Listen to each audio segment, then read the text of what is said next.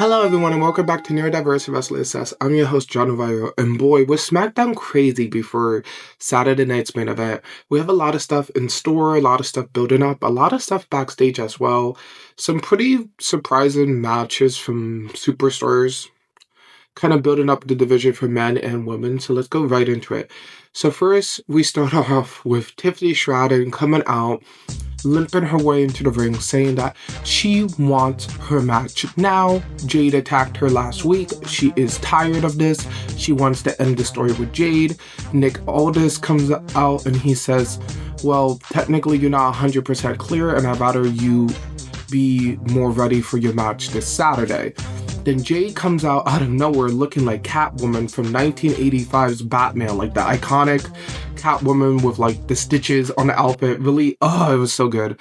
Jade, when it comes to her gear, Jade gear game is not like no honor. Coming out and she's like, why not? Like, let's just brawl. They break it up with security and we will see Tiffany Stratton backstage again. And I have a prediction of how I think this storyline is going to go.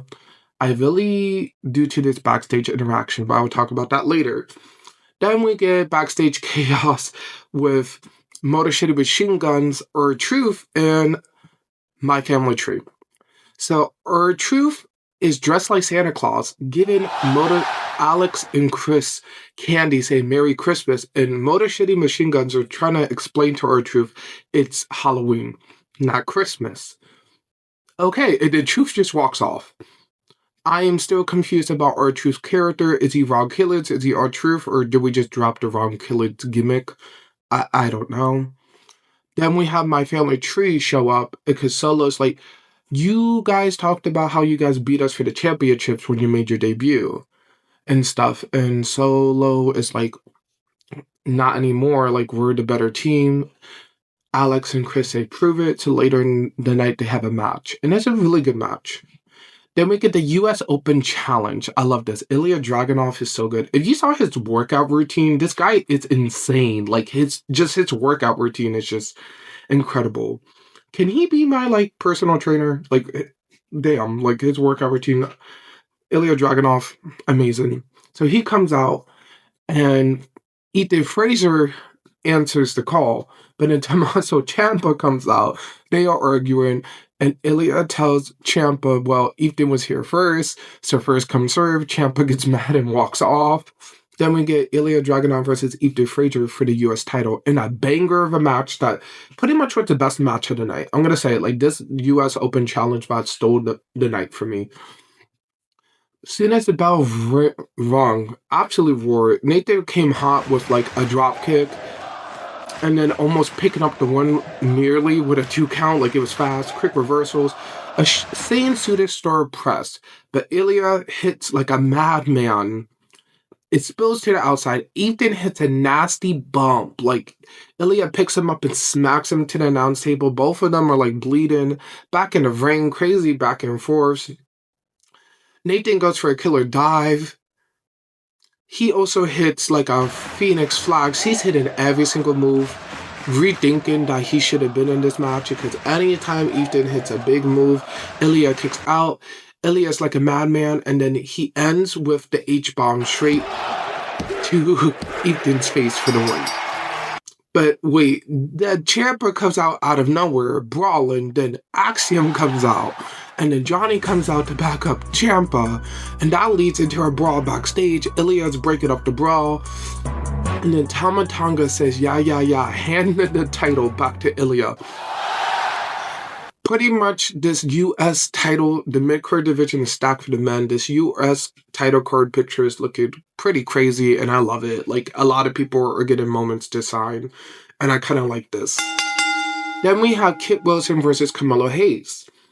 And I'm going to say this now. Kit Wilson did a really good presentation.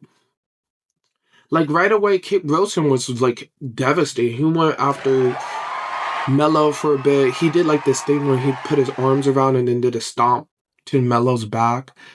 Kit Wilson does, like, this pretty cool, like, DDT. Like, the way he did it was, like, kind of different. And then a stand-in face buster. Like, it was moves that I'm like, oh, okay, Kit can actually go in the ring. But Melo fought back, with a springboard clothesline, a face buster, and a standing suplex. But then out of nowhere, Melo was trying to go for the Melo don't miss, but the Miz attacks without the referee knowing. And Kit almost picks up the win, but at the end, Melo is able to pick up the win. And then the Miz hits a skull crusher finale to Melo, saying that it's not over until I'm over. So pretty much Miz and Melo feud is continuing, and I like it. Also, Kit Wilson is getting pretty, like, I thought, but like his repackaging is not bad. I think they have something there with him, like his moveset wise. I don't think the gimmick maybe works, but like the way he was moving in the ring, I feel like he could do something. So I'm waiting to see what they do with Kit Wilson as well. Then backstage, Sami Zayn is talking to Nick Aldis, try to get a match, but Nick Aldis said, "You're still not cleared yet." And then Cody cheers him up, saying that you will get back soon. And then Sammy walks off, and then Cody talks to Nick Aldis, and Nick Aldis says, "Ready for the contract shadow tonight?" And Cody says, "Yes." And Nick says, "Did you attack Jacob Fatu?" I'm just asking. Cody says, "No." I kind of like this. Like, we see the interaction that Sammy has with Nick, and then Cody with Nick.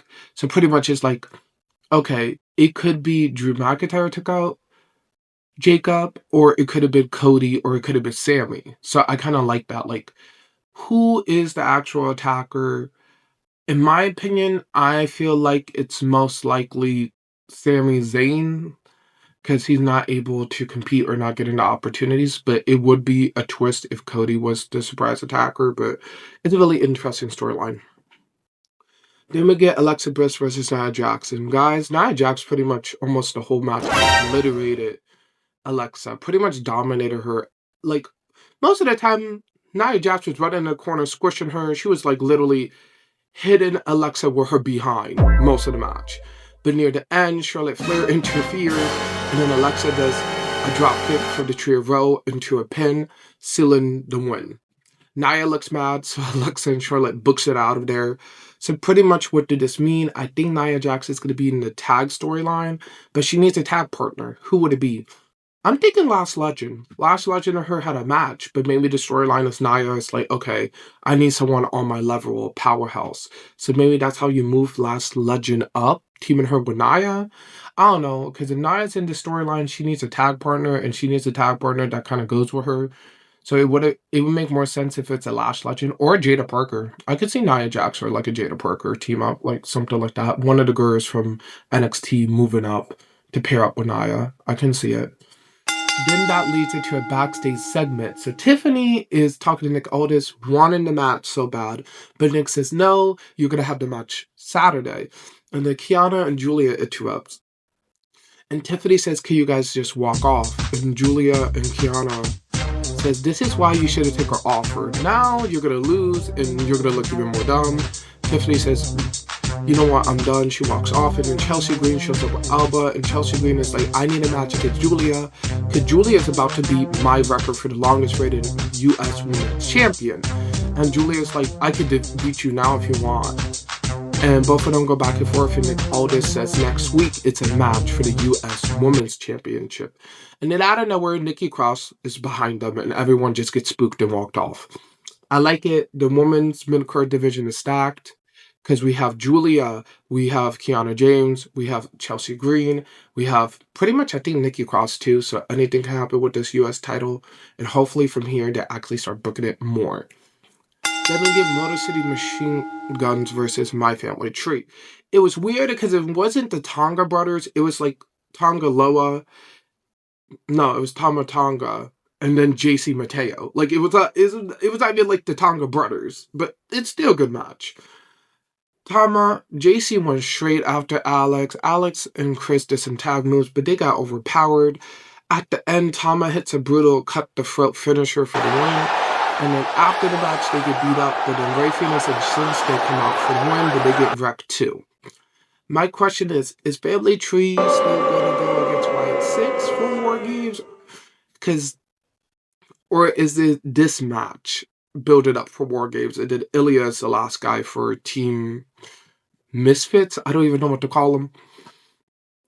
Honestly, I'm not going to be mad, but I'm just like, it's better if This is not the War Game match for the SmackDown division. Like, I do not see this as a War Games type of match. Hopefully, this stays in the tag team division. And then we had the contract signing. And ooh, it was juicy. They both signed a contract.